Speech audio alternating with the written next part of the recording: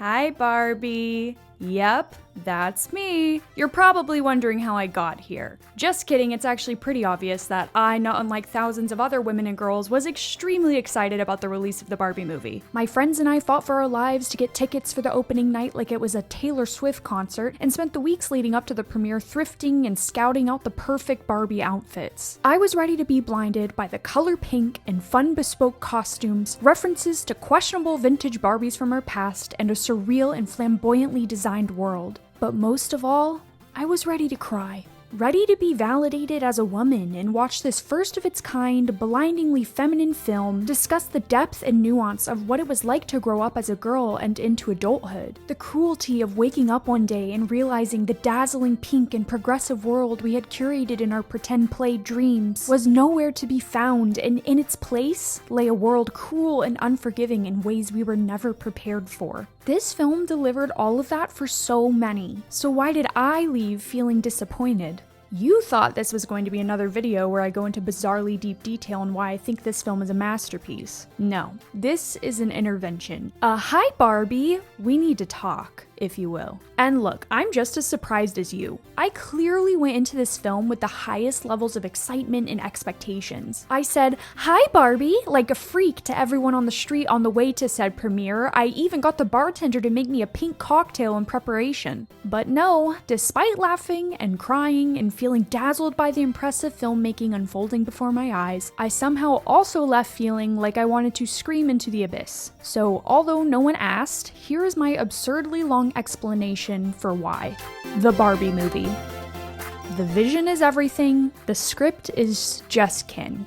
So let's start off with everything I loved about the film, because despite my quarrels, there is a lot to love. I went in expecting top-notch design and creative vision, and I did not leave disappointed. The amount of research and thought that went into every aesthetic decision of this film, I truly don't think could have been improved upon. The set design was incredibly detailed and plasticky and pink. You can tell that they truly got into the mind of a young person playing with their Barbies and how they would realistically use them in their environment, with details such as Barbies magically floating to different stories of their dream house, most of which as a child did not have staircases. I mean, it was by no means hard to immerse yourself in the life of a Barbie and the Barbie world as a whole with their waterless showers and magic closets. Although in real life, there would be teeth marks of a small child on her rubbery shoes. Don't pretend Barbie and Polly Pocket shoes were not the ultimate forbidden snack as a kid. We all did it, or at least thought about it. I'm still thinking about it a little bit now. The details of the set were incredible and mostly practical, which helped really give it this super realistic and convincing plastic look. They look like real dream houses because they practically are, just a giant version. The restraint from using CGI really helped with the immersion and how convincing the whole Barbie world was. One of the most impressive examples being the completely practical travel and transition scenes between worlds. I mean, wow, cinema is not dead. The costume design was also incredible, coming up with both gorgeous, new original outfits, as well as perfectly recreating looks from Barbie's past. Even details down to some of the Barbie wigs were so realistic that people, well, dumb people at least, were actually complaining about how cheap and plasticky they looked. Which, you know, that's the point. The research that went into this film was also incredible. They had clearly studied the entire history and catalog of Barbie, which is clear by all the inclusions of quirky Barbies from the past, such as Earring Magic Kin, Barbie Video Girl doll, and even Barbie toys I personally remember playing with, such as the pooping dog and pregnant Midge. These references didn't necessarily need to be included in the film, but they still went out of their way to include them, even in Margot Robbie's red carpet looks, which was just so fun for people who knew what was being referenced. They clearly knew their stuff. They even went as far as to make a reference to Barbie's competitor line of dolls, Bratz, by giving the girls in Sasha's friend group, including Sasha, the same names and nicknames of the main character Bratz dolls. Overall, this whole movie was incredibly visually impressive in every aspect and was an absolute blast to watch. The humor had me genuinely laughing out loud and was a great mix of things that would get everyone laughing in general, as well as niche jokes that accurately appeal to the female experience, like the Zack Snyder Justice League and Pride and Prejudice joke. I think the surrealist comedy really worked well in a lot of ways, and even ended up working as some of the most efficient storytelling tools and ways of getting certain points across than other more serious parts of the script. This ties in with one of my biggest issues with the film, which I'll get into a bit later. But at this point, you're probably wondering, Emmy, why are you even making this video? It seems as if you have a genuine enjoyment and appreciation for this film. What's the issue here? Well, I have a lot of questions.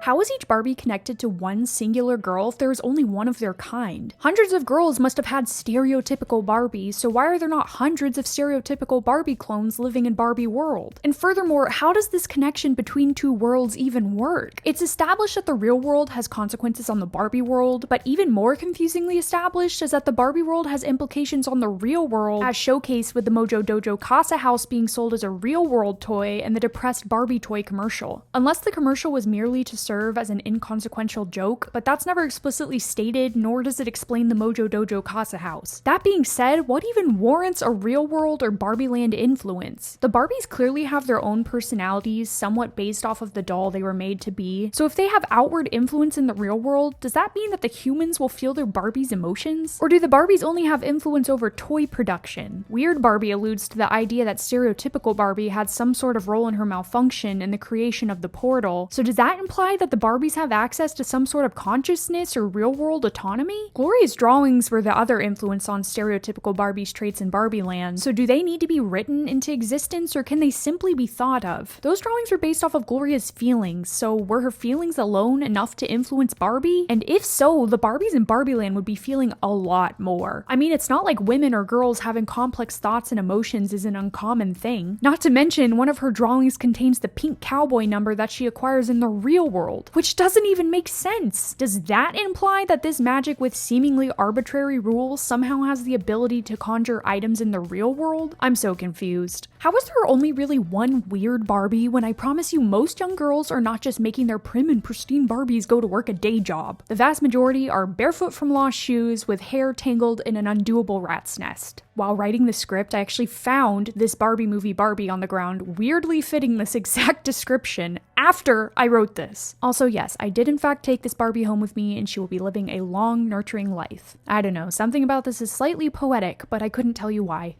Does Weird Barbie send every Barbie that gets played with in a slightly ununiform way to the real world to fix their counterpart child/adult as if they too are malfunctioning for having thoughts and feelings outside of the norm? That's not very feminist of them, and that would also mean that there are a lot of Barbies going to the real world and walking among us, and honestly the whole concept is kind of scary. Most of the Barbies in Barbie Land admit to having malfunctioned at some point, and they do mention that this has happened before, but if this was realistic, this would be an almost daily occurrence. Playing with dolls in a weird and unconventional way is so unbelievably normal and part of using your imagination as a kid. You want to tell me that every time a kid uses a little quirky imagination, a grown-ass adult doll travels to the real world and hunts them down in order to play their shrink and stamp the creativity out of them until they are forced to only make their doll live a melodic and normal life working some day job like a physicist? Yeah, that sounds like a horror movie concept. Though I do love the joke about Alan claiming that he single-handedly made up the entirety of NSYNC. But again, this just raises more questions. Does that mean Barbies and Kens can take on the physical form of different identities when in the real world? Are there multiple Allens? I'm so confused. Why are the Kens seemingly more aware of and interested in the societal norm to be inherently heterosexually involved with their counterpart Barbie, like men in the real world, when it's implied that they most likely are not being played with by a boy in the real world, but by a girl? Wouldn't that make them just as uninterested and ignorant as the Barbies? I thought this was supposed to be an idealized female utopia free of this kind of thing. This rabbit hole question itself leads to so many other issues for me, which I'll discuss more in depth later on. Why is it so easy to travel between worlds? I mean, in this one movie alone that takes place over the course of like a day or two, a total of like 12 humans actually travel to Barbie Land. This feels bizarrely easy. I feel like if lifeless, money-hungry executives had access to this information, they would be jumping on the opportunity to somehow profit off of this incredible female utopia. Yeah, that's going to make money. Oh, I love it. Okay, so I understand how all of my points so far could be seen as nitpicky, overanalyzed, or even just personal preference, but the reason all these smaller nitpicks have snowballed for me is because I felt that the rest of the film was not compelling enough to make me overlook them. And that leads me to my more serious issues. I honestly hugely took issue with most characters in this film, and it wasn't because I didn't like them, because I really did. It was because most of them ended up feeling severely underdeveloped or even forgotten, and I found myself wondering why some characters were even included in the end because they had been so ignored and their presence so unearned. Now, Barbie and Ken being simplistic and somewhat surface-level characters didn't really bother me. I didn't really need a ton from the Barbies going in, as I viewed the main point of their existence to showcase the real-life women, since that's kind of how real-world Barbie play works to begin with. So with that being said, when Gloria was introduced, I was actually really interested in learning more about her. Now, originally, it's set up to make you think that Barbie is attached to Sasha, Gloria's daughter, but later we learn that it is really Gloria that is having emotional influence and connection with Barbie. Now, I thought this was a super interesting concept in general, and I was excited by the idea of learning more about the adult mother who has taken up playing with Barbies again. What it might mean to her to connect with her inner child again. How society turns daughters against their own mothers. The weight of growing up and being a woman and mom. How an adult woman might actually need the play of a Barbie more than a child. Even the dynamic of her being stuck outside of the boardrooms of these all men-dominated meetings, coming up with ideas for a doll purely made for girls. All of this piqued my interest in Gloria's character, but unfortunately, while they hinted at all of this, it never really felt like they fleshed out any of these ideas or even Gloria's character as a whole. I liked what was there, but was honestly hoping for more. She ended up feeling kind of empty to me, which was a bit disappointing. And Sasha, her daughter, ended up being even worse off than her. Sasha pretty much just served as a stereotypical Gen Z bratty teen and was never really developed past that. The way the film was set up made me think that her and her mom would end up being the main focus for the rest of the film outside of Barbie, but I honestly feel that Sasha could have been missing from the film entirely and it wouldn't have changed that much. She truly just felt like a spectator there, purely to make humorously woke Gen Z commentary every once in a while. And you could say that, oh, without Sasha you would have missed out on that mother-daughter dynamic and arc, which I would totally agree with if there was one. I mean, what says more about the female experience than nuance of mothers and daughters and the generational similarities of womanhood passed through all women? That is an interesting concept worth developing. The concept of Sasha being so politically aware of feminist ideologies enough to make a very moving and true statement about men and women always having in common the tendency to hate and be critical of other women, yet with her wealth of knowledge still being overly critical of and not being able to fully empathize and understand her own mother. Yet we kind of ended up with just that cliche distant child and parent arc where they slowly grow closer by the end of the film. But it's not even really that impactful because it doesn't even feel earned. I mean, Sasha's character is literally introduced by a fellow classmate desperately warning Barbie about how mean and brutal Sasha and her friends are. And it's clear that Sasha is that teen that hates and thinks everyone and everything is stupid, especially in relation to her mom. Yet suddenly, she starts opening up and being less critical by saying things like, that's kind of cool, in relation to Barbie Land without anything really developing or changing about her. I mean, the very existence of her character doesn't even really make that much sense because she is made out to be the most aware and educated in the film, yet is the most critical of other women, which, you know, I guess is a great example of a lot of surface-level TikTok holier-than-thou regurgitation from young people without them applying the same standards they preach to other people to their own life. But because of the lack of development throughout a lot of other aspects of the script, it makes me doubt that this is actually meant to be a nuanced commentary on that and just accidentally makes a statement through undeveloped writing. And while yes, you can argue that the big turning point for their relationship is when Gloria delivers her monologue and Sasha bonds with the idea that her mom is also more woke than she originally thought, but as a fellow woke Gen Zer, I personally was not that impressed with Gloria's speech and found it to land rather flat, so I'm not sure why the much more radical Sasha would have been all that blown away. Look, it's not lost on me the irony of me having that opinion, but I will get to that later.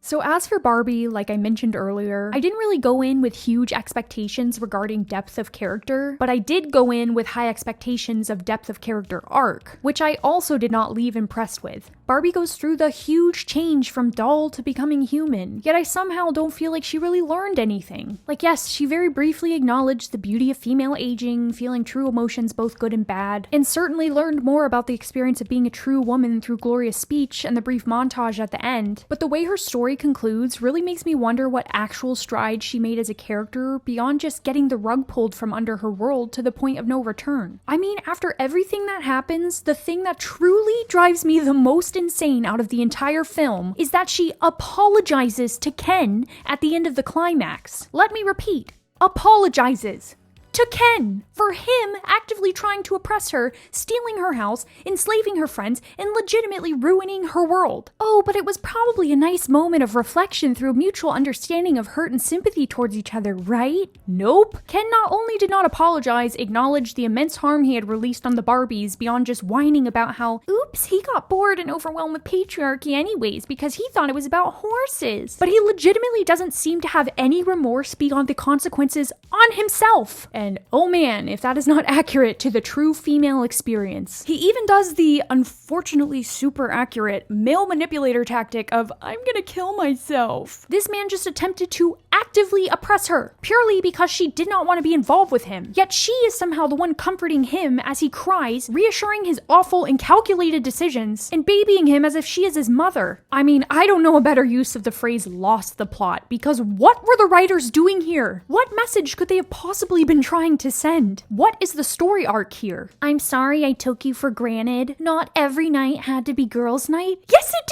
did! That's literally the point of Barbie Land, as it's an escapist land for women and girls. He literally borderline sexually assaults her multiple times in this scene. I feel like I'm losing my mind. And again, I would love to say that this was some type of self-aware nuance on the female experience, but considering they didn't follow up with any course correction and basically just reaffirmed that this was the total right and sensible thing for Barbie to do, again, I would have to say that this is just bad writing. I mean, at this point, do you even understand the purpose of your own film? Holy shit, it pisses me off. But after a deep breath, or a few, let's take a look at why Barbie even reached the point to where she wanted to go to the real world. Because while I do think this still made sense for her, even with the lack of development writing-wise, I can't help but feel this decision came more from a trauma response to the world and her perception of safety she lived in being destroyed in her mind to the point of no return, more than an eagerness to take on the hardships of the real world. I mean, why would she even want to go to the real world after what mere exposure to it has done to her world? One of her only insights about what it's like being a woman out there came from Gloria giving a lengthy speech about how horrible it is and being literally assaulted and harassed for the small amount of time she was out there. And sure, there's a brief little vision of women and girls giggling and being happy, but is she supposed to want to commit to that just because, look, women smile sometimes? Maybe that sounds cynical, but as lovely as that montage is, I wish there was more to accompany it. And yes, I really did enjoy the moment she has sitting on the bench and truly observing the world and what real emotions look like, good or bad. And I honestly think it is one of the most compelling moments of the film, but I wish that moment was just a teaser for something greater and more personal later on, instead of never really being touched on again outside of the ending montage. Maybe Barbie observes a conversation or act of love between Gloria and Sasha that not only would have better tied up their arc and relationship, but would have shown Barbie the value of even having human emotions, observing and admiring the true and raw love, especially the love shared exclusively between a mother and daughter, and seeing the depth that has been lacking from her life in absence of consciousness. Yes, the Barbies have nurturing and supportive relationships with each other, but it never really goes beyond that. I think it would be a compelling natural step for her to be left wanting more after observing something like that. But yet again, as I feel with most everything in this film, it is left feeling unexplained, half-baked, and unearned. She merely seems traumatized, confused, and uncomfortable in her own existence as it stands, and is ready to move on to something else. This isn't necessarily a bad or uncompelling story arc, but it just isn't one I think worked very well in this context. I feel the entirety of the film should have been leading to this point, and earning why being a real woman is even valuable in the first place. Again, I'm left wondering what this film is even really supposed to be about, though I have my suspicions, which we'll get to momentarily.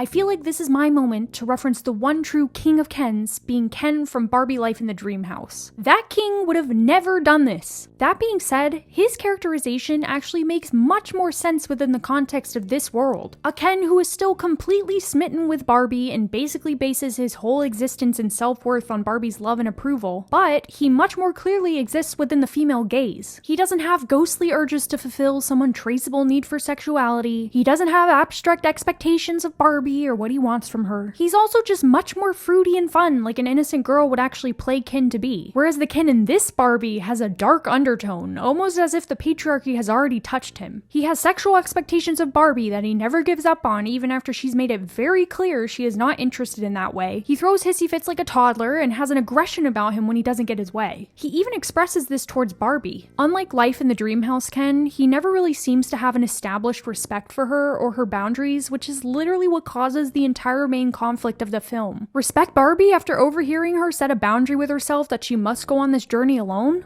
Nope. He's coming too, despite the fact that she very clearly does not want him there. And while all of this might be accurate to a lot of men's behavior in the real world, it just doesn't make sense in the context of this innocent female utopia, and honestly, I don't even think it's as compelling as the Dreamhouse Ken route. If he were to have taken on the innocent traits of Dreamhouse Ken, not only would it have made so much more sense within the world and its rules, but it also would have made the patriarchal betrayal that much more heartbreaking and effective. Because in reality, even the seemingly purest of men are still vulnerable to the patriarchy and benefiting from it. I then think that the infiltration of patriarchy into the Barbie world would have made so much more sense than this undertone of it already being seemingly established. This is one of those things that almost makes me feel like the writers didn't actually have a deep and nuanced understanding of what patriarchy is, enough to actually keep it out of the female utopia that is Barbie Land. Oh, the irony, right? We can never escape. And I mean, hello? Alan, he's right there displaying that they were in fact capable of writing a more innocent male character that exists outside of the patriarchy, unknowingly or not. But I guess they didn't have the self-awareness to understand the value in that outside of just making his lack of masculinity awkward comic relief, or making him a very feeble attempt at queer representation, which, again, if this is what they were going for, does not make sense in the context of this world. Anyways, speaking of never escaping, that leads me to my next major point.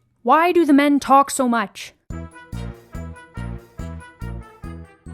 Okay, so I know that title card sounds a bit disparaging, but I always make notes of my talking points I want to cover when writing a script, and this was one of them. When reading it back, it makes me chuckle, but no, really, why do the men talk so much? For a film that is supposed to be all about women and takes place the majority of the time in a female utopia setting, this film is seemingly dominated by men. It's almost comical, as if Hollywood had a knife to their throat like, we'll let you have this sparkly pink movie just this once, but only if you cram as many men as possible into it. I mean, they're everywhere! And this truly was just so hard to unsee for me the whole film, all cultivating and disappointingly the most memorable part of the film for many, which is the entire I'm Just Ken sequence. It is quite literally just 5 minutes of screen time taken up by men, and only men, flying across the screen to a silly song that quite literally adds nothing to the character development or plot. And I know saying that will piss people off and you are probably already getting defensive, but leave me alone, I will explain myself, I promise. I mean, so much of the screen time is taken up by the Kens and the other male characters like the executives. And sure, they are just kind of depthless comedic filler most of the time. I mean, it's not like they are getting very positively portrayed or anything, which would have really pissed me off. But they are still taking up screen time, and when so much is left undeveloped here, I really don't think they could have afforded to in the way that they did. And it's frustrating because, yes, again, the Kens are just kind of dumb, infantilized comedic relief, but because of this, they also end up gaining a lot of the audience's attention. Because at the end of the day, the funny one in the group is the one that usually leaves the lasting impression on people. People like to laugh and be entertained, and that is exactly what Ken did, which wouldn't have been a problem for me if I didn't feel like the focus on that left Barbie and the other characters that were actually supposed to hold the depth of the film overshadowed and honestly a bit boring in comparison. I mean, can you think of any memorable lines that Barbie says beyond "Hi Barbie"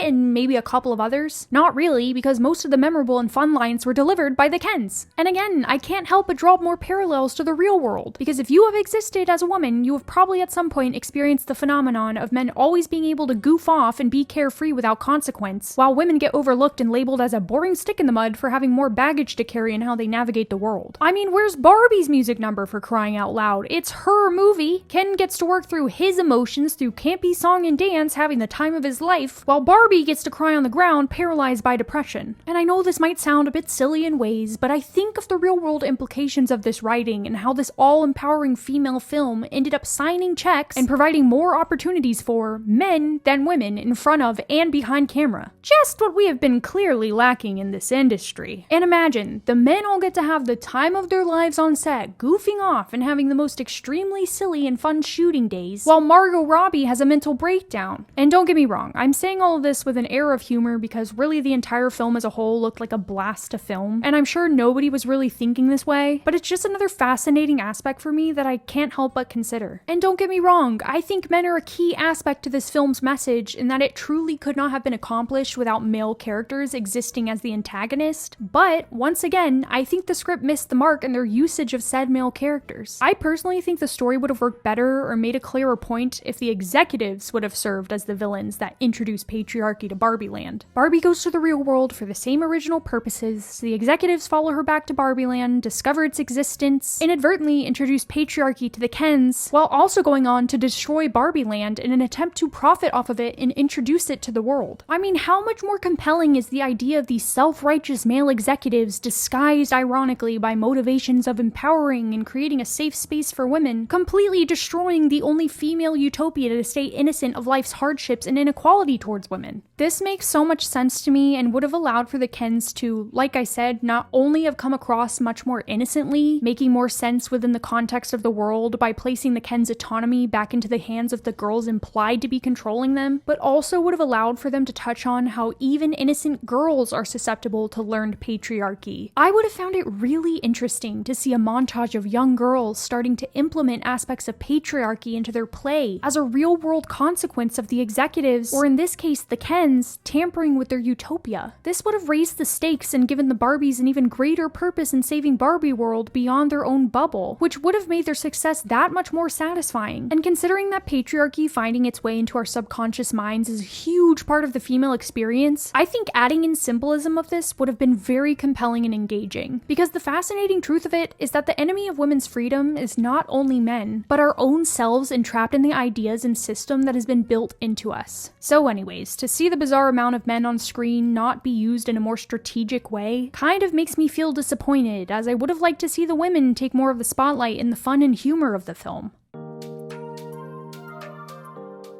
And this leads me to the summary of what I think went wrong here, and hear me out because I'm about to sound like an old curmudgeon, and yes, I understand that using the word curmudgeon is not helping my case, but here's what I think. I think this concept started out big and grand and perfect. A jackpot of an idea filled with everything someone could want from a film. An iconic IP with a built-in fan base, an A-list all-star cast, a great opportunity for laughs, perfect set design, costume, hair, a banger soundtrack filled with the most popular of today's musicians, a truly mesmerizing display of film at its best. But underneath it all lies an opportunity for a groundbreaking message of feminism. A reach out to female audiences that has never been done before. A relatively untouched subject that would open doors and minds and leave women so ecstatically pink that the world would shift. An opportunity of a lifetime to pave the way for one of the most substantial and groundbreaking conversations around female empowerment of its time. So what happened? Well, I think they had too much fun.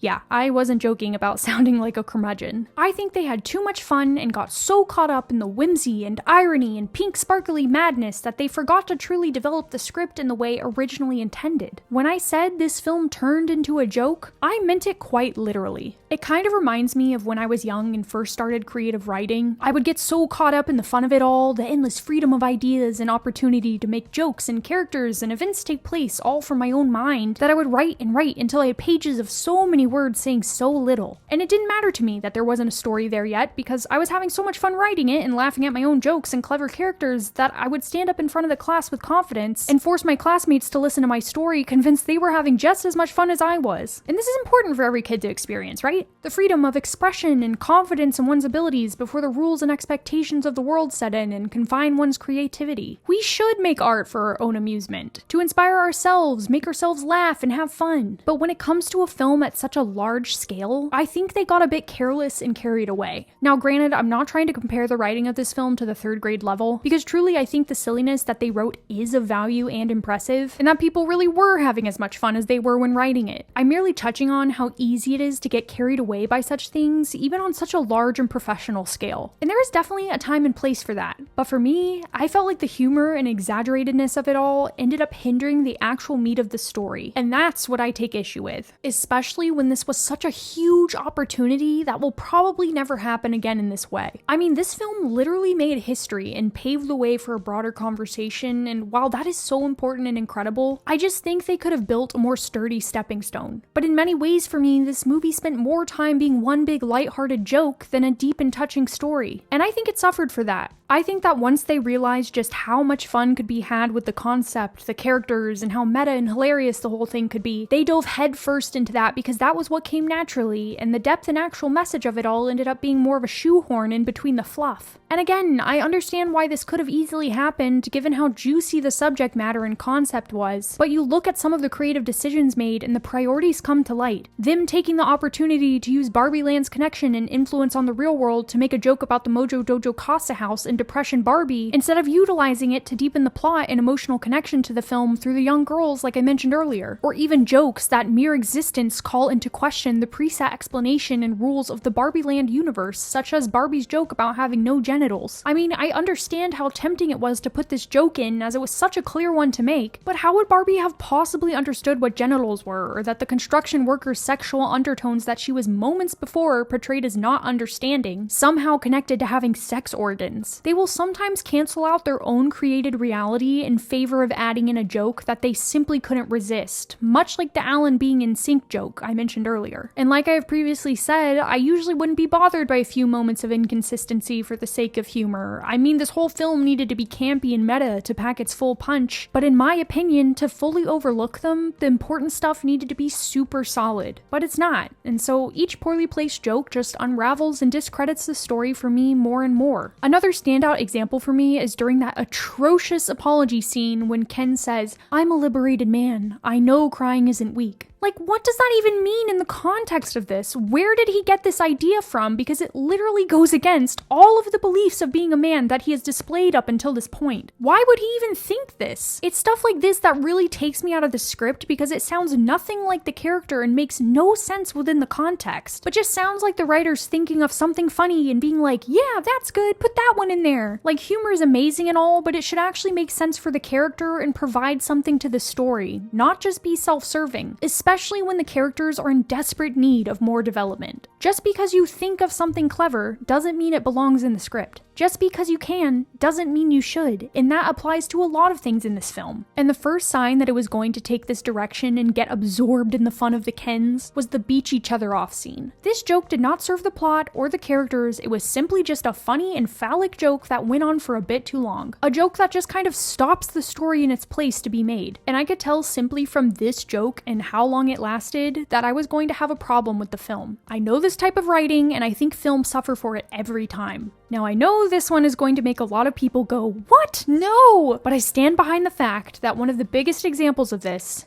is the "I'm Just Ken" sequence. And look, it's complicated because I genuinely had a ton of fun watching this scene. In a world without the existence of this sequence or this song genuinely makes me sad. But if I am being honest with myself, this song took up 5 minutes of much needed screen time on a meaningless music number purely there to, again, serve the fun campiness of the film. It doesn't develop Ken's character in any meaningful way or provide explanation for his emotions beyond what we already know, or even move the story along enough for it to take up this big of a chunk of the film. I mean, the one thing that could have actually counted as character development is the lyric, "I'm just Ken and I'm enough." If it would have actually counted to his arc of realizing that, but it clearly didn't because he has a meltdown over needing to have that exact realization like 3 minutes later. Another example of them just kind of writing whatever is the most fun in the moment without actually considering if it makes any sense within the story. And I know 5 minutes doesn't seem like a lot, but it is in the context of a film. And I can't imagine what they could have accomplished if this time was instead allocated to Barbie or Gloria and Sasha. They could have just had their fun and ridiculous war and have been done with it. Not to mention the motivations for the war didn't even make that much sense to begin with, but I won't even get into that. This entire number was a glorified extended cutscene. Bring back DVD extras because that is where the sequence belongs. And it's clear why this happened. Ryan Gosling is an amazing actor who clearly brought humor and life to Ken in a way that impressed and surprised everyone both in front of and behind the scenes. Sublime!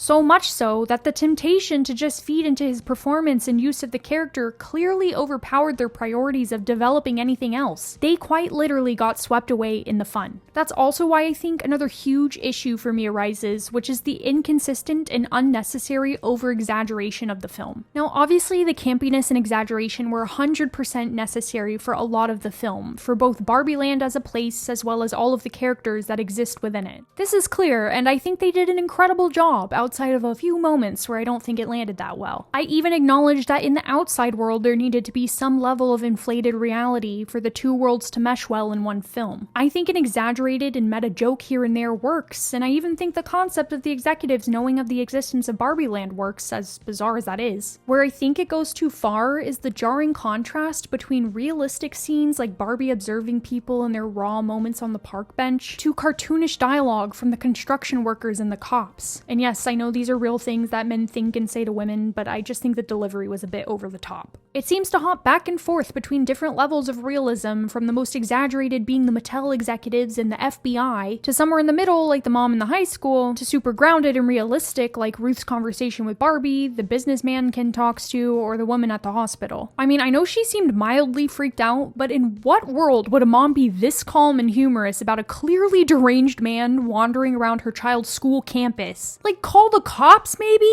It's just not realistic. I find the inconsistency really jarring, and again, it seems like they were just kind of adjusting the writing to whatever served them in the moment, instead of curating an overall picture and feeling. And I find the lack of consistency with tone to make more serious moments feel a bit out of place, like the scene between Barbie and Ruth at the Mattel headquarters, which is sandwiched between two humorous and cartoonish chase scenes, but suddenly is very serious and realistic. This scene feels like it's going to lead somewhere super deep, but it never really does, and oop, we're back to the chase scene. This scene just kind of leaves you like... That's what she said. And you know what? What was that?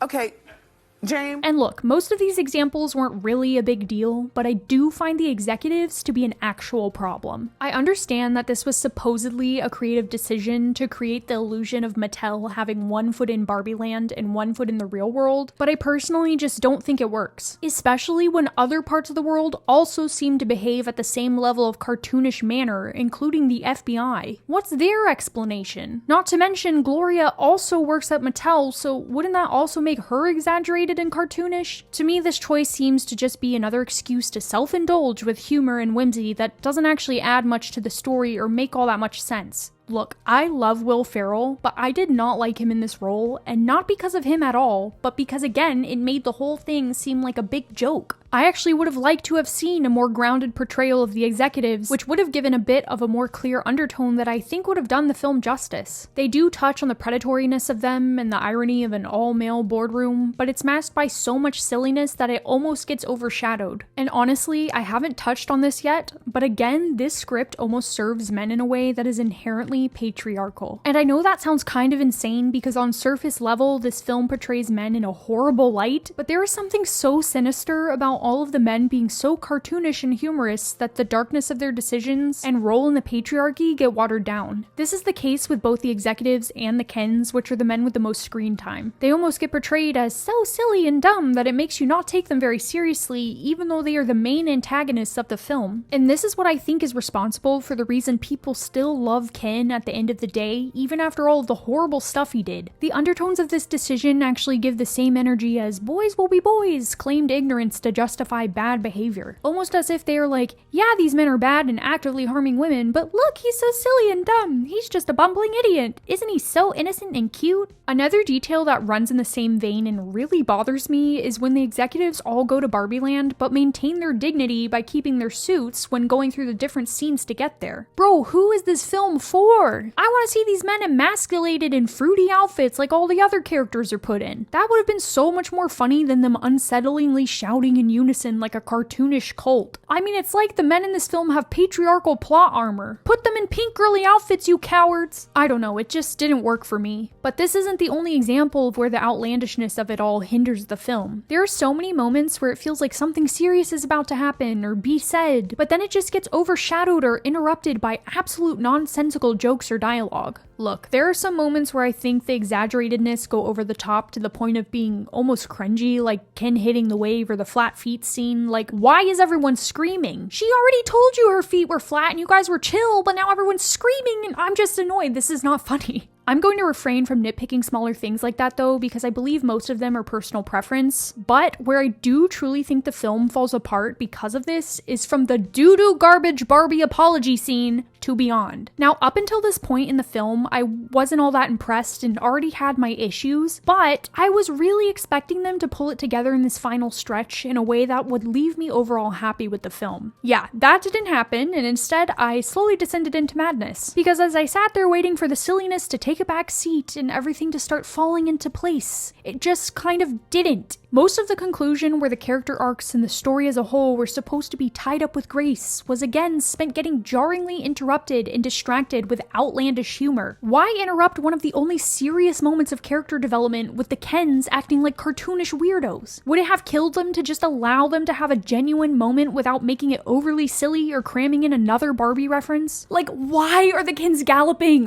Why are the executives having a tickle fight? Why? Because it's funny? Because it's not even that funny, it's just weird. I truly can't stand this type of humor that starts equivalating random or weird as automatically funny. And honestly, this film borders on that too many times for my liking. And it makes this finale so hard to invest in because it is truly all over the place. Barbie's over here having a literal spiritual awakening, like, look at her, she's not cracking jokes, she's having an identity crisis. Meanwhile, everyone around her outside of Gloria and Sasha are acting like freaks and literal children. Oh look, Gloria actually has something meaningful to say in context with her character and journey. Will Ferrell should definitely interrupt her moment by saying something weird like, tell me your secret dream, child. Where am I supposed to look? What am I supposed to pay attention to? Because to me, it seems like the answer is Will Ferrell delivering bizarre lines like, call me mother. Like, what is going on? How are we supposed to take this seriously if the writers can't even force themselves to for more than a couple of seconds at a time? We have laughed through the whole film. I'm tired and ready for a new emotional beat. Everything just feels one note and flat at this point. And I'm not saying the scene should have been void of humor. Some stuff worked really well, like Will Ferrell's reaction to seeing Midge and the Kens getting blessed with a lower circuit judge position. But they just took it too far to the point of almost forming this air of surrealism, which just really weakens the dramatic undertone we are supposed to be paying attention to. I want to say that Ken suddenly popping up in an I Am Knuff sweatshirt worked as well, but they again just had to make it so jarring and awkward, almost as if they added that in as an afterthought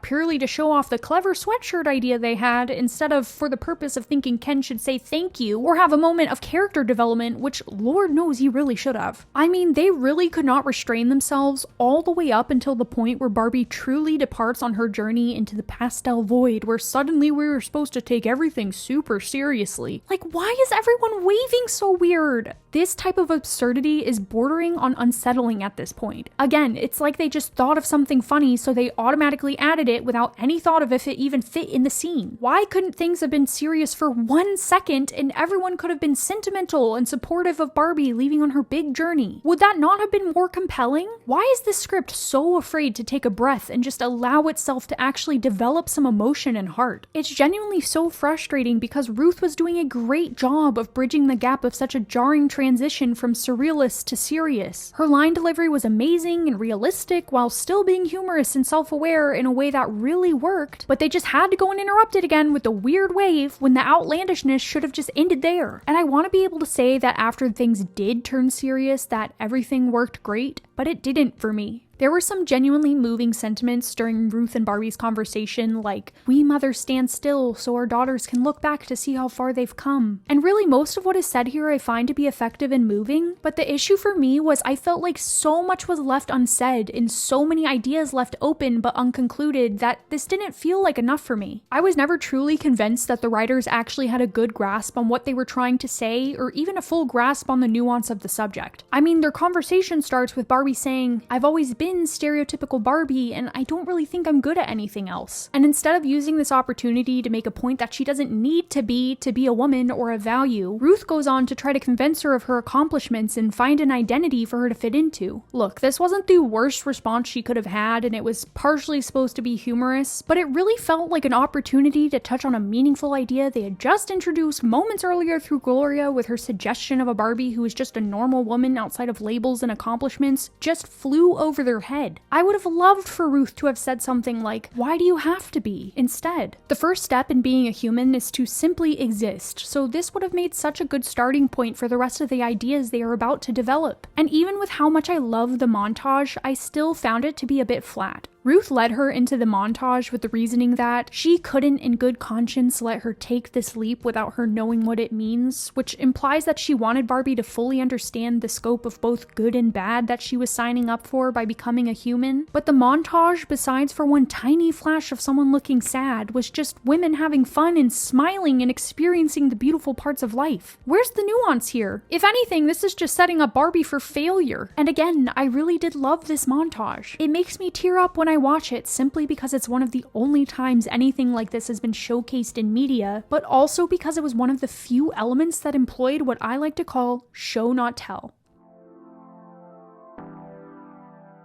Beyond all of the over-the-top silliness, I think this is one of the top reasons that this film suffered, and the two elements are connected. Film runtimes are limited, and when the script is caught up in the fun of it all to the point where it prioritizes such over more meaningful writing, there eventually comes a point where one must play catch-up using tell, not show, to make up for lost time. Unfortunately, true compelling storytelling of such a nuanced topic takes time and tactical planning of both spoken dialogue and visual elements, and when covering such a large and impactful subject, resorting to mostly in-your-face dialogue to get your point across becomes exhausting and not very impactful. I think women such as myself went in to see ourselves on screen over hear our situation explained to us. And the moments of this film that I felt were most impactful employed exactly that. They kept dialogue simple without over-explaining context, or even packed their punch without dialogue at all. I mean, I can honestly say that from the start of the film up until the flat feet scene, almost everything other than the over-the-top Ken moments worked flawlessly for me. The introduction even gave me chills on first watch, with the young girls smashing their baby dolls in empowerment, and the lines of Barbie showing women can be whatever or whoever they want to be. The visuals were compelling enough to stand on their own, and almost every piece of dialogue was necessary, concise, while still being campy and fun, and served both the setup of the story, setting, and establishing of characters. They gave so much context simply by the use of visuals and song, and I think Lizzo's song used in the opening of the film was such a perfect and effective choice. It not only helped establish the context of Barbie Land and Barbie's character flawlessly, but the reprise the morning after her first thought of death perfectly explained how the exact world it had just established was falling apart. It was masterfully done and conveyed everything it needed to without over-explaining. Even with the lyrics playing a significant role, I do still believe this was an excellent use of show not tell. What a superbly featured room, and what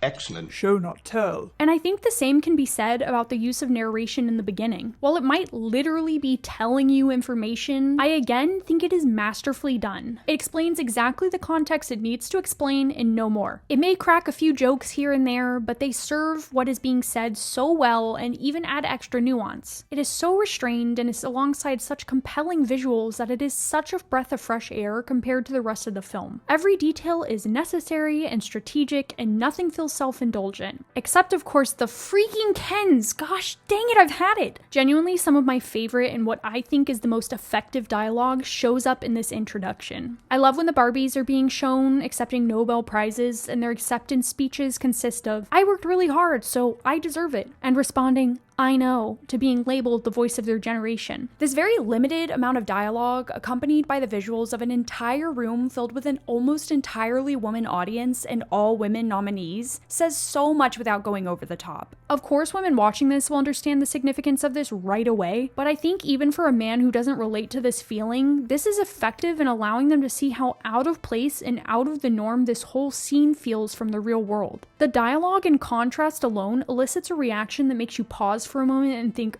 wow, I've never heard a woman say that before. For me, I remember hearing her say this and thinking this is exactly the subtle nuance I was wanting to see from this film. I can't wait to see what other details they storytell with later on. And there were some other great moments too, like the detail of Ken looking at Barbie's chest after being overtaken by patriarchy. I don't know if this was Ryan's creative choice as an actor, but it made such an impact with such subtlety. Or even the scene where the Kens are playing the guitar to the Barbies. Ken saying, "I'll play guitar at you," too, along with the song choice and acting and visuals of the scene, work really well to convey such a specific feeling and experience that an unfortunate amount of women can relate to. And honestly, I think a lot of the humor utilized during the process of the Barbies taking back Barbie Land is some of the best of the film. The humor is there, but it is all serving a purpose and so effectively portraying what it's like for women to deal with misogynistic men. The belittling, their overabundance of enthusiasm to explain stuff to us like we are stupid. It's just really well done. This is the type of purposeful humor and writing that really worked for me. Another scene I really liked was where Barbie is on the park bench. She sees into Gloria's mind for the first time, observing her very human memories, before going on to have this moment where she really sits and takes in the people around her and their little preview into their individual lives and the true spectrum of emotion out there to experience as a human, and it's really well done and moving. For her, it's clearly profound and unlike anything she has ever seen before, and she tears up taking it all in. It's a beautiful moment and does well to convey one of the first more profound moments of the film, except for when it gets jarringly interrupted by her describing her feelings out loud as achy but good,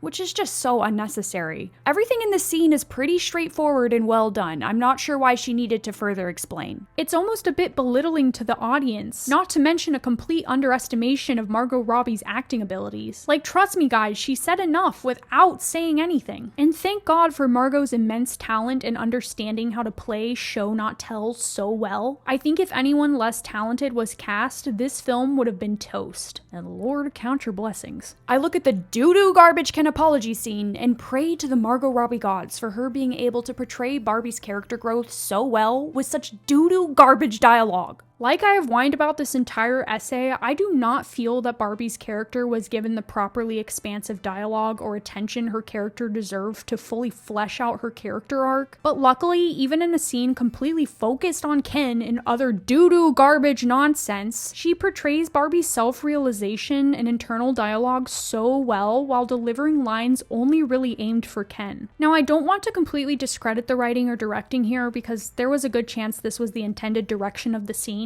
but it definitely wouldn't have worked as well if Margot wasn't so good at her craft. This might be the only scene where I'm actually screaming, tell us something different than this, at least. And the problem is, so many times when they do tell us something, the film suffers. I find that when they start to explain things, it gets a bit clunky or contradictory. While I understand that some explanation is necessary for the film to function, a lot of the times it just felt unnecessary or ended up setting up itself for contradiction. For instance, the abstract means of transportation between the real world and Barbie Land was a clever decision that I think worked really well, but the explanation of Barbie Land and its connection to the real world given in the same scene ends up just leaving us with more questions and future contradictions. Or the scene when Barbie's becoming human. I feel like some of the dialogue explaining the logistics of how she can achieve being human was a bit clunky and unnecessary to the point where it kind of takes you out of the moment. There's also the use of Gloria's drawings as an attempt to explain the recent negative emotions surrounding Barbie, but her weird drawings are just very normal outfits that Barbie would wear with some abstract idea of death in its title, or poorly represented with spooky black doodles. She already says that she played with Barbies in the car, so there really doesn't have to be an explanation for Barbie taking on her emotions other than that. It's just details like this that throw me off a bit or don't make much sense to me. Would she not have drawn Barbie's outfits to be a bit more in line with irrepressible thoughts of death Barbie, or even a Barbie that represents herself like she goes on to pitch later in the film? I don't know, maybe that's just a nitpick, but this isn't the only time that Gloria's character is poorly used to over-explain. As I said, when show not tell is not properly implemented throughout a film, especially one with as complex of a subject as this, eventually it has to play catch up with itself, and this is what I found to be the case at the end of the film. When the climax hits and we are gearing up for the resolution, this is when playing catch up begins. And unfortunately, one of the biggest examples of this is, I'm sorry to say it, is Gloria's big feminism speech. Now look, do I disagree with what she said? Absolutely not, and I even think it well encapsulated a lot of ideas in a way very accurate to the female experience. However, I wish some of these ideas were actually developed instead of just shoehorned into the end of the film. Show me why this is true. Make me feel this. Make Barbie experience this. And yes, she somewhat does through the Ken's introduction of patriarchy and her time in the outside world, but still in a very simplistic and cartoonish way. I was just hoping for more. Again, I was hoping to see myself on screen, not just hear someone tell me about my experiences. And I found this especially frustrating because this film had such a huge opportunity to convey information to a group of people that really needed to hear it. But unfortunately, in my experience, the people that need to hear information most do not respond well to just being told about it. If people went into this film not already having some base level introduction to or understanding of feminism, I don't believe that it would have resonated with them all that much. I, an annoying woke Gen Zer, already left feeling frustrated at the preachiness of it all, so I can't even imagine the effect it had on people more hostile towards the idea of feminism in general. I have a feeling that Gloria's entire speech just kind of went in one ear and out the other. People already don't believe women when we tell them about our hardships in person. I doubt some long, in-your-face speech summarizing huge ideas in the span of 2 minutes made anyone have a truly profound aha moment. For me personally, she said all of this and I just kind of thought,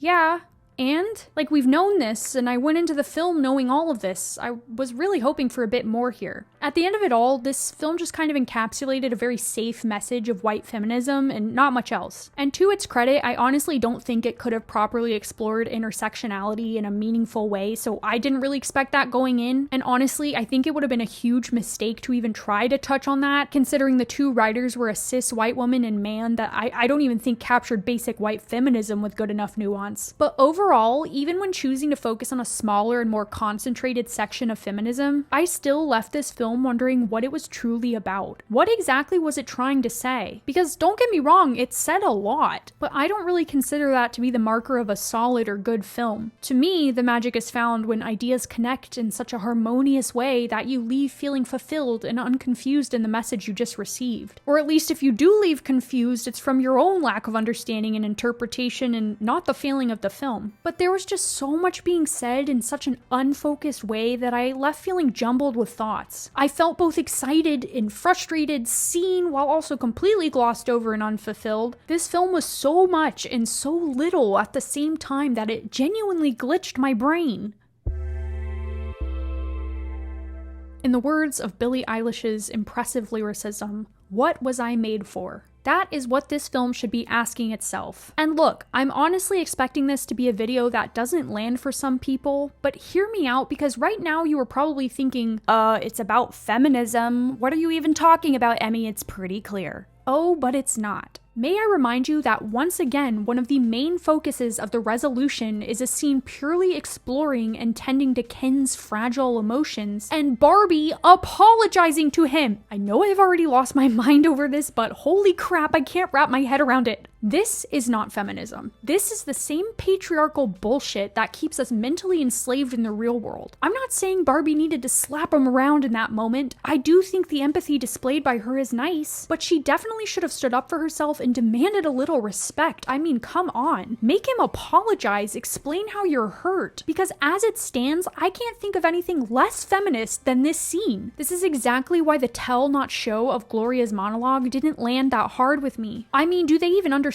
everything they just said? Because this clearly made it seem like they didn't. Just telling people about the points you want to make is the easy part, but actually following through with and showing them is what makes a good film. And what point are they even trying to make here? Sure, Barbie can acknowledge Ken's feelings of being left out or unvalued, but the Kens were never even really mistreated in the first place. He's not even upset about not having power or political say. He's mostly devastated about not being able to invade Barbie's life and have an intimate relationship with her, which she has made it clear she does not want. This is such a non-issue, I'm not sure why it even needed to be addressed. The Kens are in the wrong. Period. This scene should have been the Kens breaking their own spell of patriarchy like the Barbies by listening to what Gloria has to say about the female experience. They should have listened and acknowledged that their Barbie friends never meant to make them feel oppressed or overlooked, and that the whole reason why the society that made them feel this way existed to begin with was as a coping mechanism for actual oppression that women and girls face in the real world. Then the Barbies could have come forth in empathy and met them in the middle by trying to acknowledge their feelings and make more space for them. But even in that iteration of events, it's still such a flawed concept. Are they really trying to say that the solution here, after everything the Kens have done, is to just let them infiltrate this female utopia and be like, oops, you're right, here you go? Again, can't think of how this could possibly be feminist. Can we have nothing? This reminds me of that woman, Kersha Keshel, who opened a ladies-only lounge as an art museum exhibit, complete with male butlers serving women champagne, and men lost their minds at the concept so hard that one actively tried to sue her for discrimination. Honestly, the entire story and exhibit is incredible, as is the woman who made it, so you should really check it out, but it just so perfectly encapsulates how easily a punch-up to an oppressor as self-defense gets spun as their very own version of oppression. And that's kind of what is happening here, and I can't believe they let it happen. The Kens were treated with friendship and respect. The Barbies never actually treated them poorly or as less than. Ken only felt that way because Barbie wouldn't participate in compulsive heteronormativity with him, which again is in no way wrong of her. Sure, the Kens didn't have political power, but they not only did not seem programmed to be interested, but when they simply asked to participate at the end, the president didn't even say no to that either. Not to mention their lack of involvement in the more serious parts of society, along with implied details like possibly not having a personalized house to live in, actually makes total sense given the context that this world is once again supposed to be idealized and controlled by little girls as an escape from the real world. How are they supposed to explain this to said little girls? Actually, I know this is a form of escapism to empower yourself in a disempowering society, but you need to be a little nicer and shoehorn the Kens into your gameplay so that their feelings don't get hurt. Listen up, little girl. You can't have a pink female utopia. You must include men. More men, more men. This is a girl's toy. Leave us alone. And this alone leads back to why the concept of the Ken storyline makes the whole world and its rules fall apart. None of this makes sense in both emotional storytelling, continuity, or logic. Barbie Land can't have a larger male presence, or then it becomes, oh, I don't know, the real world? I really don't understand the message they were trying to send here, but I do know that it certainly wasn't very feminist or female empowering. And this isn't the only time they seemingly don't understand their own ideas that well. My reaction to Gloria's doll suggestion, for instance, was, wait, what? Gloria suggests ordinary Barbie. She's not extraordinary, she just has a flattering top and wants to get through the day because it's okay to just want to be a mom or to want to be president, or a mom who is president, or a mom who's also not president. Okay, agreed. That sounds great. But is that not what Barbie already is? Like, did she not just describe the exact purpose that Barbie serves? Is she implying that stereotypical Barbie couldn't act as ordinary Barbie simply because she wears pink campy outfits? Because she too just wants to wear a nice top and get through the day. That's literally what the beginning of the film showed her doing. I mean, that's kind of the entire point of Barbie in general, especially these days. Most anyone can go out and buy a Barbie that looks exactly like them, put whatever accessories and clothes on them that they would like, and literally roleplay any scenario. Nondescript Barbies without a specified job or identity have existed for years. This isn't a new concept. And even if you do buy a specific Barbie that serves a specific role, you can just make her a mom, or to want to be president, or a mom who is president, or a mom who is also not president. Do we really think kids are meticulously sticking to their Barbies' assigned identities? Absolutely not. When I played Barbies, I had a whole Barbie movie, the OG Barbie movies, multiverse going on, making the established characters do who knows what. Princess Odette Barbie? No, that's Claire, the sassy single mom Barbie who lives in the Princess and the Pauper castle with the pet cat from 12 Dancing Princesses. At this point, I already feel like the writers don't understand feminism that well, but now they seemingly don't even understand the purpose of what Barbie is. Pick a struggle. You can't not have a firm grasp of the two main concepts of your own film. They even spent the whole beginning of the film explaining that Barbie could literally be whoever you want her to be, but suddenly now they are contradicting that very idea? It's genuinely so frustrating. And then there's the cellulite joke. Now look, I had no problem with the joke of Barbie being horrified by cellulite enough to motivate her to take on this journey to the real world, because when it was made, I was so positive that they would come back to it later as a part of her journey. That's what they did, right? Right?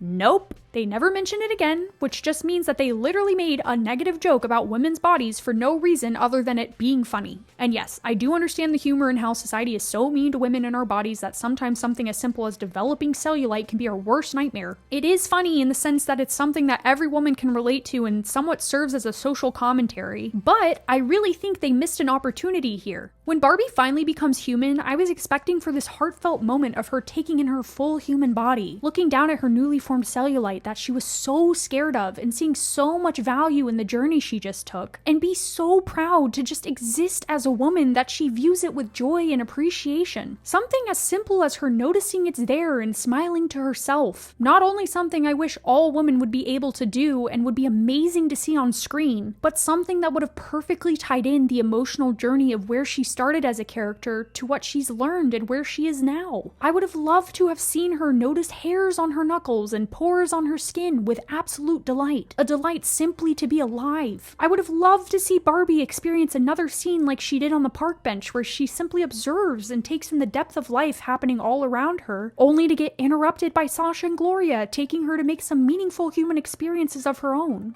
But that is a mere fantasy, because once again, they favored humor over depth. You know how this film concluded instead? How Barbie's entire character concluded instead? Women mean wear brown and have vagina.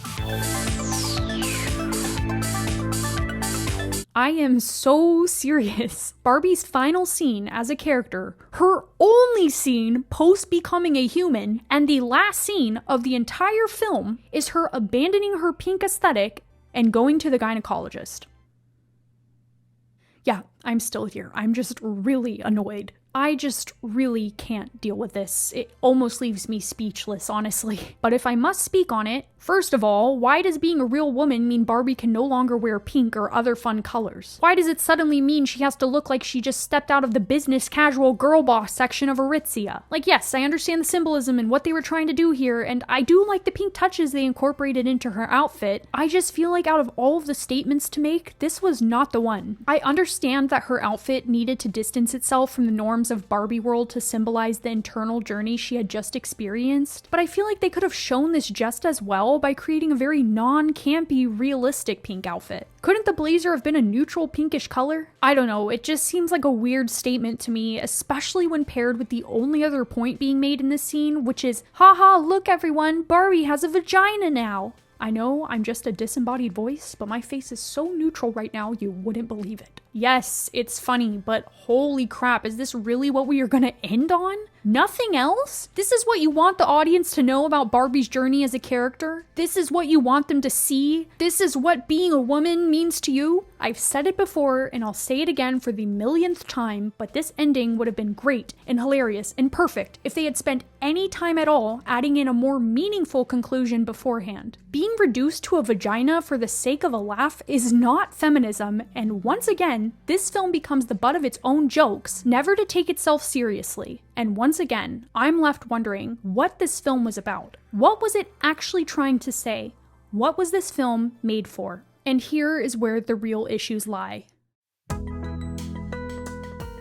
Now look, I'm someone who usually believes that art shouldn't censor or adjust itself just because of how audiences might receive it. You need to speak your truth and say your piece outside of possible judgment or predicted reaction, because otherwise you end up not saying all that much. Art will always get misinterpreted by someone, and someone will always take away the wrong idea or message, but that should not be allowed to water down the art itself. So in many ways, I look at people's reaction to a film as kind of an outside phenomenon of the film itself. Like for example, Wolf of Wall Street. I'm not going to criticize Martin Scorsese for creating that film simply because media illiterate men have worshipped it for the wrong reasons and completely misinterpreted it. It's a good film, and Martin Scorsese very clearly did not set out to make it with that interpretation in mind. And I'm not going to say Whiplash did a bad job at getting its point across either, just because some people are again media illiterate and left the film thinking it was meant to inspire instead of being a cautionary tale. Whiplash is what I would consider to be a perfect film, and I will in no way diminish that simply because some people didn't understand its purpose. The existence of the misunderstanding doesn't automatically mean they made an error in its writing. I actually strongly believe that art should not be watered down and should stand headstrong in its original intentions no matter what the possible consequences. But I can't ignore the real-world implications of this film, because I think many of them are results of their own shortcomings in its messaging and script. And the catalyst that really sent me over the edge and made me pick up this half-written script that had been rotting away in my Google Docs was the incident at the Oscars. If you have seen it, I think it honestly speaks for itself in that you probably already know what I'm about to say. I mean, what the actual fuck? This whole performance literally feels like a parody. I remember watching this and just filling with rage, thinking, oh my god, this can't be happening. And you may have thought that my opinions of the I'm Just Ken were out of line, but this performance just proves my point. There are real-world consequences of focusing on the Kens the way they did and making them so entertaining and fun to watch. And boy is this that coming to full fruition. A film that was supposed to be about women's real-world suffering and empowerment somehow resulted in a small army of men rushing the stage to perform an entire ballad focused on only the male characters of the film. I mean,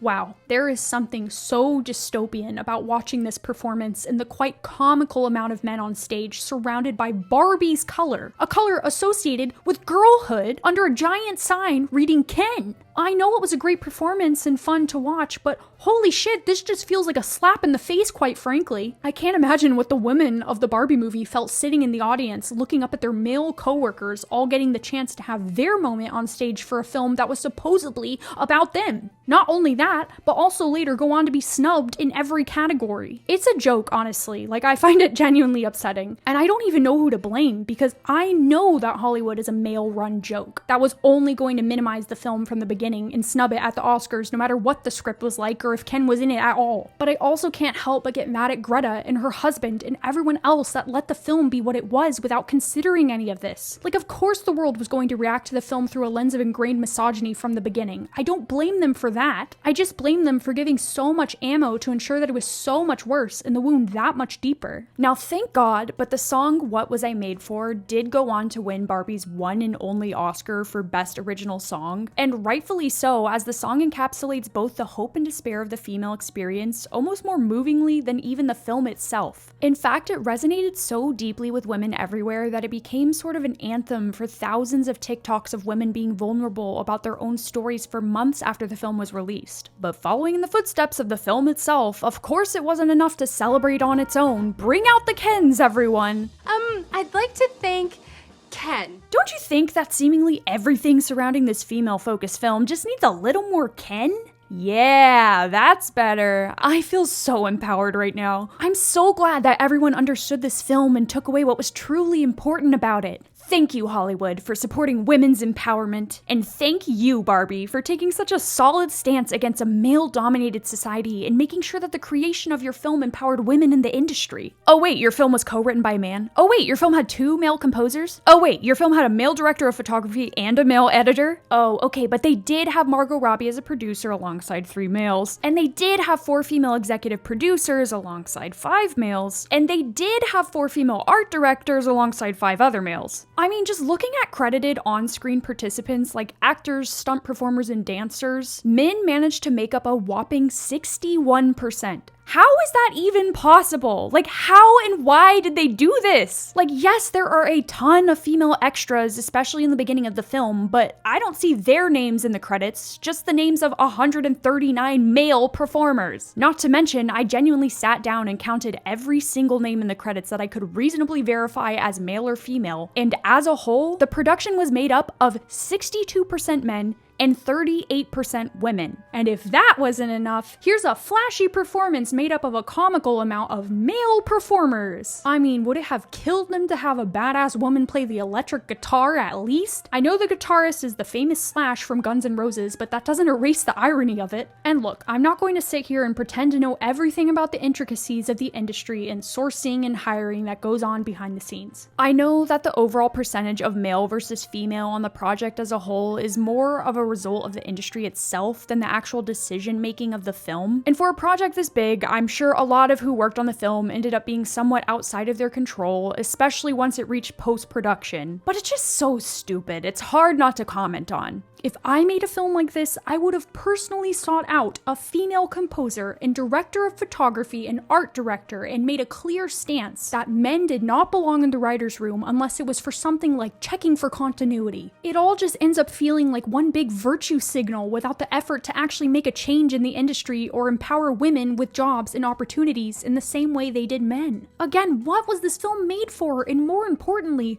Who? And the real world implications don't end there, because frustratingly enough, the outpour of women coming together to share their experiences, heal their inner child, and talk about what the film meant to them eventually got overtaken by a trend of people showing off their male partners or their Ken and explaining what job and hobby they have. The I'm Just Ken song was trending everywhere along with hashtag Kenergy and hashtag Kenough. And like I said, I don't want to put the full blame on the people who made the film because our society is male focused no matter what, and the point flying over people's heads like this was bound to happen in some form or another, but it's just so silly. All of this is so silly and honestly discouraging in so many ways. Not all of that is to blame on the film itself, but I stand behind the fact that I don't think it's innocent in the matter either. I'm not sure what the reasoning is for why they made it the way they did, why Greta felt the need to share it with her husband, why silliness and self-indulgence took over and misogyny seemingly slithered its way in. Fear, lack of understanding of the subject,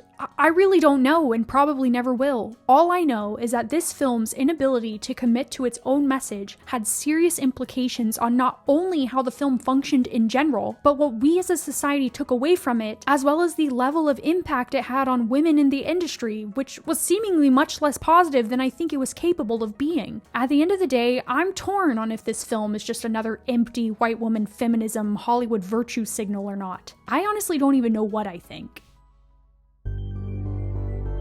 Now, I just ranted and picked this film apart for a shockingly long amount of time, longer than I have ever spent discussing a film before on this channel. And in the end, yes, this film frustrated me to no end. Enough to write a 53-page script about it, which is actually insane. But in the end, my final thoughts might surprise you, and if anything of what I said rubbed you the wrong way or pissed you off, I hope you stuck around for that exact reason. In the end, what I think it comes down to is them taking on too much. This film had multiple successful pathways to choose from, and instead of choosing one and sticking to it, they decided to try to do everything at once. And while I appreciate the ambition, I think the film suffered in the end. I appreciate the attempt to take on such a big and profound subject matter, and I think they did so successfully in many ways. But I truly think in the end, they could have just committed to a more simplistic, humorous meta film with a much less heavy-handed approach to ideas of feminism and consciousness. They could have just committed to the fun of it all, much like they ended up doing anyways, without worrying about shoehorning in some bigger story in between. Honestly, in many ways, I wonder if that mindset would have ironically made the film's message more compelling by attempting to do less. If they would have just set expectations for themselves lower from the beginning and chosen a more concentrated scope of subject matter, I think they could have had a much less complicated and contradictory story that would have still been very solid and successful. But instead, this attempt to incorporate every note at once created a song with lack of harmony. It left the film in this confused middle ground of being a simplistic fun comedy and a deep emotional piece on feminism and the female experience. I think both can gracefully be accomplished at once, but this just wasn't an example of that. For me at least. Honestly, I think at the end of the day, and I am so serious about this, I was expecting this film to be a feminist iteration of the Lego Movie. Weirdly, a film also about an iconic toy brand universe with ties to the real world and real world play, where the main character goes through a meta awakening about what it means to be conscious and the beauty of the human experience. Oh, and it features a character played by Will Ferrell that wears a business suit and tries to confine and restrict said world. Oh, and it features a father-son relationship that heals by the end of the film because of said world. Honestly, there's a lot to say about the comparison of the two, and I think I'll just make a separate video about this, so I won't go into the full rabbit hole, but holy crap, Lego Movie does what Barbie Movie is trying to do 1,000 times better. The Lego Movie is legitimately such an incredible film, you should really go watch it if you haven't. And I know what I'm saying is complicated because I in no way feel like my quarrels justify the non-existence of the film altogether. I'm not trying to say that, I'm simply commenting on how from a writing standpoint, I wish they would have just committed to the more simplistic and humorous iteration of what this story could be, because to me it seems clear that that was the story they were more excited to write.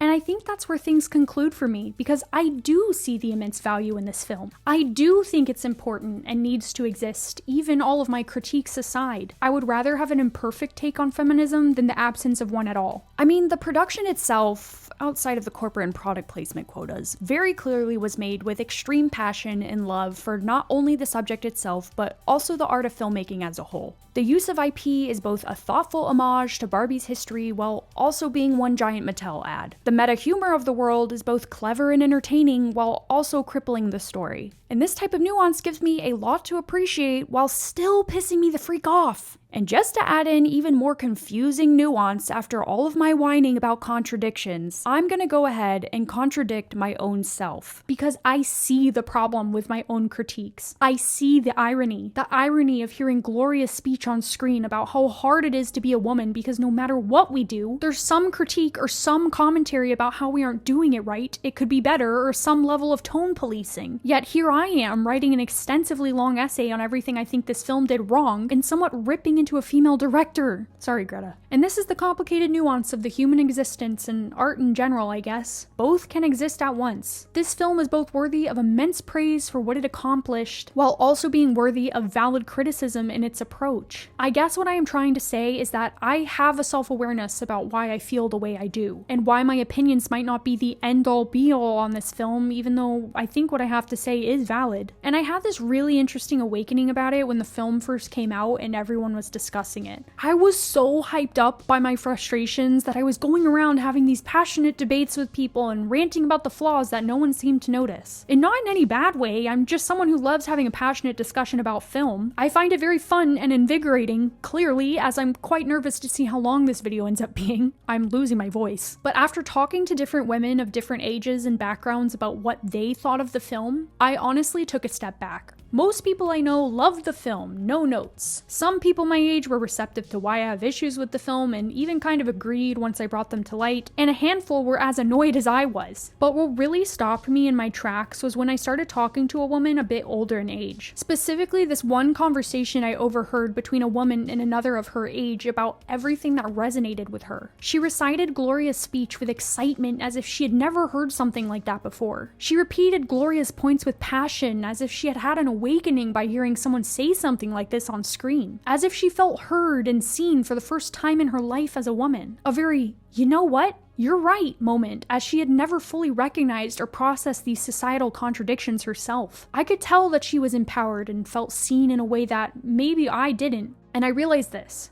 We live in a world of TikTok radicalization. A world where thoughts, news of world events, political ideologies, facts, fictions, and everything else in between pass through our minds so unprecedentedly quick that the information that we store about the world reaches a borderline miserable and unhealthy level. If you were on an app like TikTok and show even a slight interest in learning more about a subject like feminism, your For You page will fast track you through years of education, awakening, and archive of other women's stories and experiences so fast, you feel overwhelmed taking it all in at once. I mean, we know everything now. And if we don't know, we can in the blink of an eye. I still haven't figured out if this is a superpower of younger generations or a serious cripple on society, but I'm leaning towards both. And so of course, when a Gen Z or a Gen Alpha or even a millennial go into this film, we might just be hearing stuff we already know and have known for some time. Topics surrounding feminism that we have heard broken down and analyzed 1,000 times over. But there is a large chunk of the population who is not living in the same network of fast-paced information. They haven't grown up hearing this stuff on TikTok. They haven't had their feminist awakening, and they are literally hearing these things being said for the first time. I just had this moment where I thought to myself, who am I to be taking this moment away from other women just because it seems flawed to me? Who am I to deflate their momentum by acting like what they took away from the film should have been obvious? Because it's not for a lot of people, and I understand that.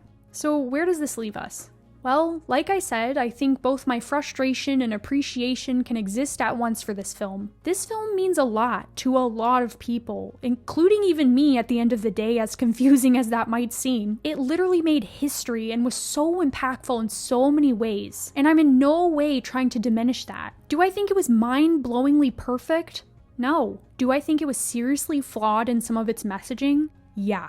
Am I glad it exists? Absolutely I am. So that's where I'm at. The analytical film nerd in me wants to bang its head against the wall, while the woman in me also kind of wants to bang her head against the wall, but also wants to shed a tear and give herself a hug for this film's existence, and I think that's okay. I think that's a normal reaction to art and hearing your experience expressed through someone else's interpretation. But at the end of the day, though flawed, it's hard to sit back and say it was all for naught. The impact it had on so many women is palpable and well documented. Some of the biggest impact the film had on me personally was not really from the film itself, but from the overwhelming influx of women sharing their own experiences of girlhood, female friendship, healing their inner child, pain, and joy. My social media was completely filled with this type of heartwarming content surrounding women, all to the sound of What Was I Made For? It was honestly beautiful to see women feel empowered to be vulnerable with one another through our shared experiences and lift one another up. I would never have wanted to have kept that from happening.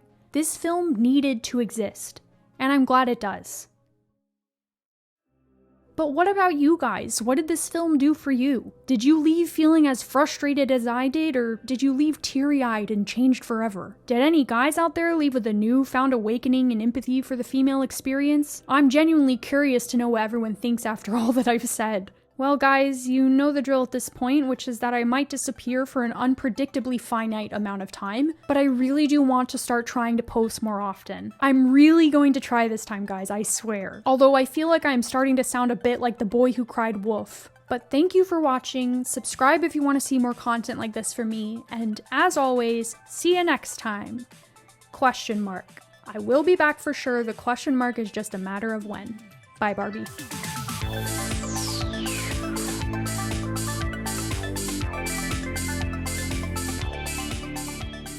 Sublime!